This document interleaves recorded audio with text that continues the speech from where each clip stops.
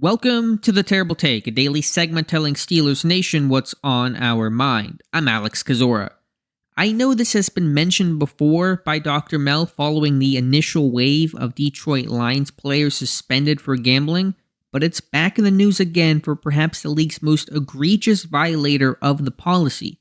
While not official, it appears Colts defensive back Isaiah Rodgers is facing a hefty suspension.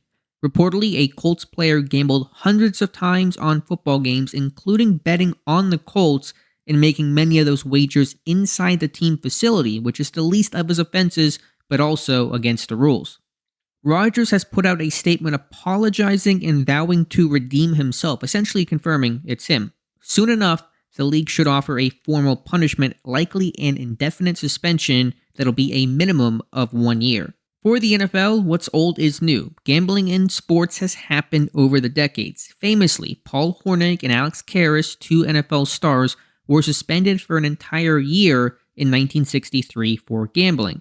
They returned the following year, but it took time for their reputations to recover. Now, I could make the obvious and frankly tired point about the league fully embracing gambling companies as they punish their players for it. Is it hypocritical? Yeah, probably. But it's a business, and this is what businesses do. It's hardly an interesting point. But the league will have to reckon with this more and more as gambling becomes legal across the country and becomes more accessible to players with online bets. The league has put protocols in place to track players, and they'll be able to catch those who break the rules. That is not the issue.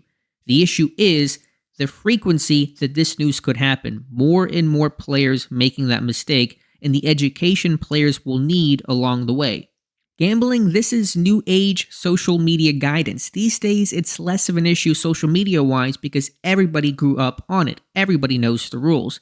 Betting for this generation is a little newer, certainly easier, and for the NFL zero-tolerance policy, it's a dangerous game. Be sure to follow us at SteelersDepot.com and check out episodes of The Terrible Take every day at 5 p.m. Eastern Time. And check out the Terrible Podcast with myself and Brian every Monday, Wednesday, and Friday.